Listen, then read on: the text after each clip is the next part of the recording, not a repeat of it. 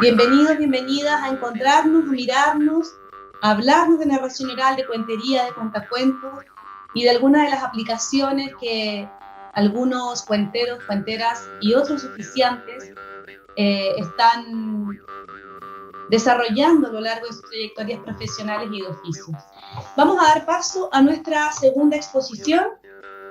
Voy a presentar a Freddy Alexander Ayala Herrera, narrador oral, escritor, profesor, hijo de María Lucrecia Herrera y Felipe Ayala, padre de Ángel Felipe y esposo de Mónica Márquez, hermano de Luis Carlos y Felipe Andrés, nacido en Bogotá, Colombia.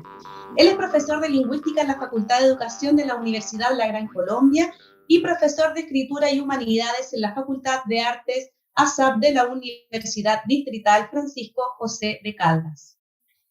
Tiene un largo recorrido en la narración oral, ha sido ganador de becas de creación del Ministerio de Cultura colombiano, ha sido ganador de concursos de cuento humorístico en el marco de un festival en La Habana, Cuba, y autor de numerosos monólogos que ha puesto en escena desde la narración oral. Ha participado en festivales internacionales en Paraguay, Costa Rica, México, España, Perú, Bolivia, Emiratos Árabes Unidos y Cuba.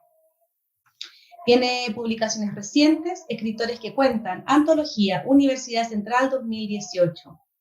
Y lo sentimos, los lunes no hay función, Senderos Editores 2015. Crónicas de San Cristóbal, Alcaldía de la localidad del mismo nombre en el 2016. La ponencia de Freddy se titula De la literatura a la narración oral, comentarios sobre el proceso creativo de Ciudad Kafka.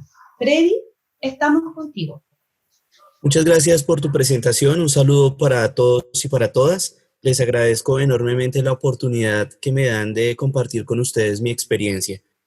Bueno, primero presentarles que Ciudad Kafka es una obra de narración oral que yo realicé en el año 2019 en apoyo a una beca que otorgó el Ministerio Nacional de Colombia, una beca de creación en narración oral que se llama Del cuento a la escena, y son 5 estímulos que se otorgan a 5 narradores del país. Esta obra, Ciudad Kafka, es basada en algunos textos del escritor praguense, como El artista del hambre, El proceso, El buitre, La biografía, entre otros pequeños textos. Entonces, lo primero es por qué Franz Kafka, ¿no? Porque entonces aquí, con el respeto de ustedes, voy a contar una experiencia personal. Yo conocí a Franz Kafka en el año de 1999 gracias a mi profesora de español, quien me dio a leer La Metamorfosis. Pues este libro me impactó y sucedió lo que ha hablado estos psicólogos sobre el proceso de inmersión. Me metí demasiado en la obra. Para aquella época también vi esta obra de audiovisual de Pink Floyd, de Wall de Pink Floyd, y establecí como unos puentes comunicativos entre los dos, y los dos me afectaron. O sea, me metí muchísimo en la obra, hasta el punto que precisamente como era un adolescente de 17 años, quise comportarme y quise parecerme a Gregorio Samsa. Entonces recuerdo muy bien que una vez estaba pues en el baño de mi casa, y como sucedió tal en la película de Wall de Pink Floyd, tomé una afeitadora y me quité media ceja, después me quité la otra media, me quité todas las cejas y pues me vi completamente transformado frente al espejo. Claro, me sentí como Gregorio Samsa, me sentí como un bicho extraño. La cuestión fue cuando salí del baño y me encontré frente a mi papá, que claro, el hombre tradicional, conservador, cuando me ve ahí, lo primero que se le sale es una frase como, ay, yo no quiero en mi casa homosexuales, dijo así como lo pronunciaba él. Recuerdo que mis hermanitos estaban ahí que comenzaron a gritarle, él no es homosexual, lo que pasa es que está como loco.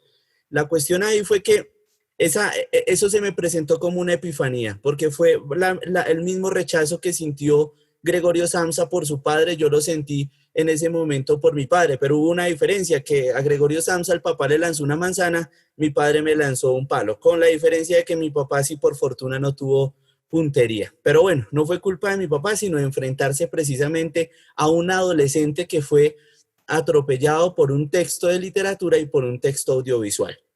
Entonces para mí eso fue inspirador, fue como una especie de epifanía, Franz Kafka, y gracias a él comencé a escribir cuentos desde el año de 1999, pero nunca me había atrevido a contar a Kafka porque me parecía supremamente complejo. ¿Cómo contar a Kafka si las acciones no son tan contundentes como si lo son otros escritores como por ejemplo Oscar Wilde? Que hay acciones que uno las puede contar fácilmente, pero cómo contar escenas que son tan lentas, escenas como las del proceso, cómo contar escenas como por ejemplo las del artista del hambre, que son escenas como tan quietas. Esa era como mi preocupación. Entonces acudí a una ciencia, a una metodología que me gusta mucho y que he venido trabajando desde hace mucho tiempo, que es la semiótica. Es decir, trabajar y entender los signos y los símbolos que están en la obra. Porque esos signos y esos símbolos que están en la obra son representaciones de ideas, son representaciones de objetos, son representaciones de realidades que no solo están en el contexto histórico en el que Kafka escribió la obra, sino también en mi contexto. Entonces yo dije, voy a acercarme a estas obras porque yo no quería solo contar la metamorfosis, sino que tenía el proyecto amplio. Todos me decían, no, solo cuente algo. No, yo quiero contarlo todo, pero no me interesa la acción, me interesa contar el símbolo. Eso es lo que quiero contar. Voy a darles un ejemplo de todos los cuentos que conté, que ustedes los pueden encontrar en la ponencia.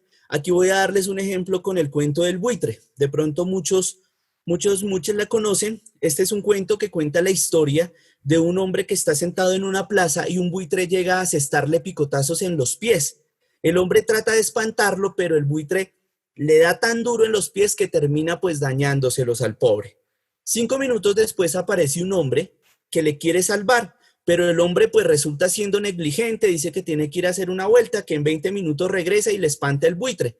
Pues mientras se va, el buitre es entendido, escucha todo y lo que hace es elevarse y definitivamente terminar de asesinar al pobre hombre. Los dos mueren, tanto el buitre como el hombre. Entonces yo dije, bueno, ¿qué es lo importante de este cuento? Lo importante es que no son actantes, ¿sí? No son personajes como tal que realizan una acción, aunque sí la realicen, sino que son símbolos. ¿Qué es la víctima? Asocié la víctima como cualquier víctima que precisamente es maltratado en cualquier contexto sin razón alguna. El tipo estaba en la plaza y sin razón alguna llegó a darle a los pies y listo. El buitre es esa representación simbólica de eso que ataca, de ese aparato, de esa institución que sin saber uno también termina ahí y uno no sabe la razón. Pues pareciera que es algo ahí que está revoloteando y uno desconoce. Es la representación de lo malo. El Salvador es como la representación de ese estado, de eso que te pretende salvar, pero realmente no lo hace. Y me parece importante los pies. Los pies se asocian con una reminiscencia porque yo asocié o asociamos este cuento con el mito de Prometeo encadenado. ¿Cuál es la diferencia en el mito de Prometeo? Que a Prometeo le desgarran el hígado, en este caso al buitre, al hombre del buitre le desgarran los pies. En el mito de Prometeo, las águilas son enviadas por los dioses. En este caso, el buitre no es enviado por nadie. No sabemos quién lo envió. Y eso sucede en los cuentos de Kafka. Eso pasa. Uno no sabe quién los manda. Gregorio Samsa amaneció convertido y uno no sabe por qué. En el caso de Joseph K., el tipo amanece, lo capturan 3 tipos y el man no sabe por qué, no sabe qué es lo que le está pasando.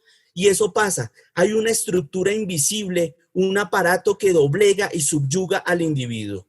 Y ese es más o menos como el ejemplo que tomé a partir de este cuento. Lo mismo con la metamorfosis, lo mismo con el proceso que es una novela larga. Entonces ahí estamos en Prometeo encadenado. La diferencia es que en Prometeo los dioses envían unas águilas. En este caso no sabemos quién envía el buitre. El buitre aparece como de la nada y eso es una generalidad en la obra de Kafka. Siempre hay un sujeto que es atacado por un sistema invisible que lo subyuga y que lo doblega y que no sabemos cuál es la razón.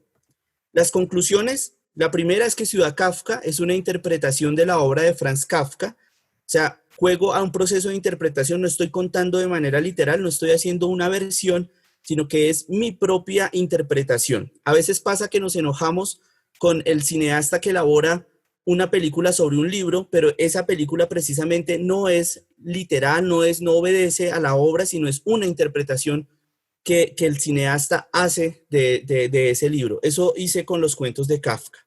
Segundo, los símbolos de la obra pueden leerse a la luz del contexto nacional. Podemos leer la obra de Kafka a la luz de lo que sucede en nuestro país, con la muerte de líderes sociales, con la corrupción y con todas estas cosas que no solo suceden en Colombia, sino que también se pueden representar en varios países de Latinoamérica. Por eso fue tan bien recibida, tan bien aceptada, porque pareciera que Kafka nos estuviera hablando en este momento y en este tiempo sobre el problema de la enajenación y el problema de la alienación.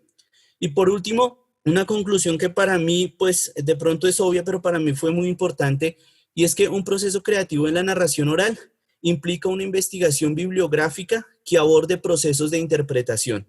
De pronto antes lo que yo hacía era aprenderme el cuento y contarlo de una vez, sino que ahora lo que hago es que cojo ese cuento, lo tomo, lo interpreto, lo entiendo, lo someto a una investigación, a un estudio, y ahí sí paso al siguiente proceso, que es el de contar la historia.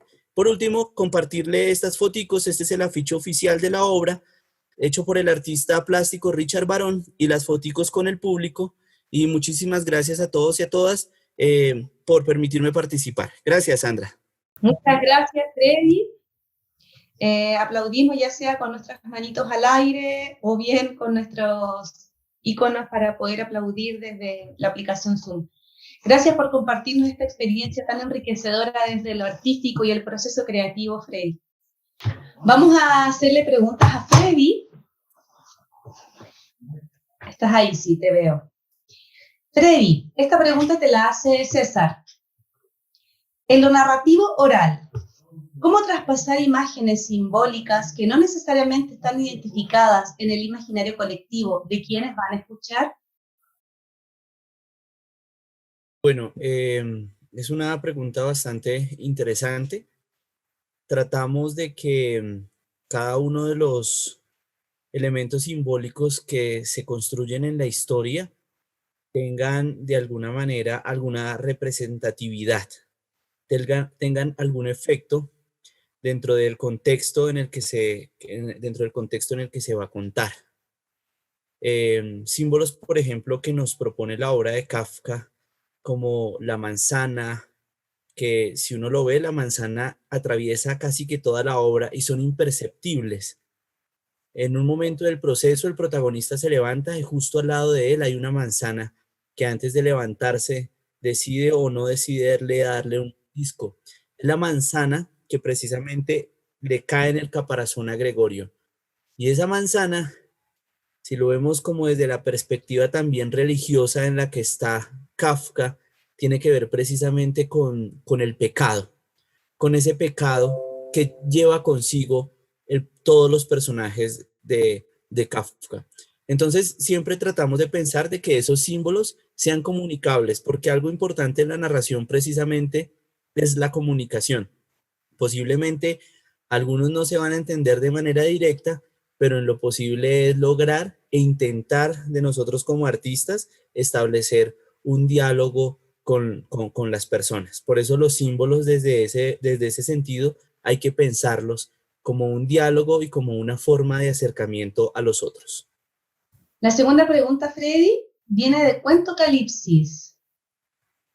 ¿Existe algún referente teórico particular que hayas tomado para tu perspectiva de análisis semiótico? Bueno, he utilizado, me gusta mucho Roland Barthes con este texto que se llama Análisis estructural de los relatos, que por ejemplo lo tomé de base para analizar el cuento del buitre de Kafka desde esa perspectiva simbólica, y me he encantado también con lo que ha trabajado Humberto Eco sobre sus tratados de semiótica, semiótica cultural, porque pues ya hemos hecho el recorrido por toda la semiótica desde Saussure y también desde Charles Peirce para comprender lo que tiene que ver el signo, el indicio y los símbolos, y también lo que tiene que ver con lo alegórico, que hace parte también de la obra del escritor. Y hay un texto que actualmente estoy leyendo que es la estructura del texto artístico de Yuri Lotman, la estructura del texto artístico, que también se construye desde una postura semiótica y simbólica. Gracias, Freddy. Hay una segunda pregunta en esta pregunta de Cuentocalipsis, y es si pudieses dar más detalles de tu perspectiva analítica. desde mi perspectiva analítica no entiendo esa muy bien. ¿Le podemos pedir a Cuento Calipsis si andan por ahí? Cuento Calipsis, ¿están? Ya se respondió con lo que ya dijo. Gracias, dice Cuento Calipsos. Perfecto. Cuando Cuentero, ¿cuándo entendiste que tenías que hacer ese proceso investigativo en vez de escuchar y contar?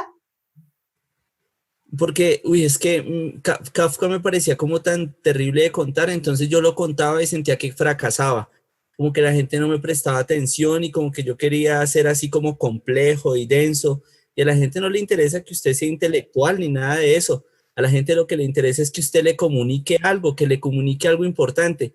Entonces yo dije, yo necesito adelgazar los textos de Kafka, es decir, necesito contar lo esencial, y en ese proceso me tocó pues comenzar como a escudriñarlos, a interpretarlos para contar lo que es realmente esencial. Yo intenté durante casi 2 años contar El buitre de Kafka, que es un cuento de 5 minutos nada más, pero yo sentía que eso era un fracaso completo. Yo lo contaba y la gente como que, yo sentía como que no me entendían, como que no reaccionaban. Y eso ustedes que saben los que contamos cuentos que uno se siente tan frustrado como con esas ganas, como ahora yo qué hago, yo por qué no me dediqué a otra cosa. Y uno dice, no, pues ni modo, pues me tocó estudiar más, me tocó mirar a ver cómo hago para comunicárselo. Por eso para mí una estrategia para aprender a contar cuentos es primero contárselo a los niños, porque si el niño me presta atención es porque yo lo estoy contando bien, o si no es porque lo estoy contando mal, y eso me funciona. Yo pongo niños de 3, 4 años, se los cuento, obviamente le quito las palabras así muy fuertes, pero si yo veo que les estoy incubando la imagen al niño es porque el cuento va por buen camino. Eso es como una de las preparaciones que realizo. Qué interesante, Freddy. Y Víctor Vargas te hace la última pregunta. ¿Cómo es tu representación escénica a grandes rasgos? Sobre todo la representación de la semiótica, ya que mencionabas que te interesa eso más que lo escénico, pero inherentemente siempre habrá escenarios, sea convencional o no. No, yo tenía tanta ambición, sí, yo me imaginaba, yo quería hacer algo así como las grandes obras de Pink Floyd, así con luces y todo, no, eso uno se llena de sueños y utopías, pero pues lo máximo que pude hacer fue contratar a mi hermano para que me hiciera la música y a un artista plástico para que me hiciera un libro objeto gigante, y con esas dos cositas hicimos. Claro, la gente me lo criticó, ay Freddy, pero es que usted es narrador oral, ¿para qué mete cosas, libros y esas cosas y música? Pues yo dije sí, pero de todas maneras era mi sueño de hacer una cosa así espectacular y todo, ¿no? Y eso fue bonito, o sea, lo escénico también no iría pretencioso, es utópico por tratar de arrancar todo el universo kafkiano y comunicárselo y mostrárselo a la gente de la manera más honesta y transparente para hacerle sentir que así como yo me enamoré de un escritor en mi adolescencia, les puedo entregar ese mismo imaginario para que ellos se acerquen al texto y para que miren cómo los escritores, independientemente de sus épocas, nos están hablando siempre y que hay que prestarles atención cuidadosamente porque nos están diciendo que algo no está funcionando bien en nuestro sistema. Gracias, Freddy. Bueno, muchísimas gracias a todos y todas por esta oportunidad, la de compartir. A todos los expositores, fueron muy inspiradoras. Desde el punto de vista pedagógico también soy profesor, entonces me llevo unas buenas lecciones desde el punto de vista antropológico y desde el punto de vista audiovisual. Muy inspirador el trabajo de Cristian para mí, que en este momento también me encuentro haciendo un trabajo audiovisual. Solo me faltan las cámaras y el sonido, pero ya tengo las ideas y todo. Pero ahí vamos. Yo tengo una tesis que ustedes la pueden encontrar virtualmente en internet que se llama Elementos estéticos para una construcción teórica de la narración oral. Si de pronto quieren, ahí la pueden leer. Elementos estéticos para una construcción teórica de la narración oral. Y me pueden seguir también en YouTube como Freddy Ayala Herrera. Ahí tengo algunos videitos o algunos cuenticos cortos, entre otros. Entonces, muchísimas gracias por este espacio.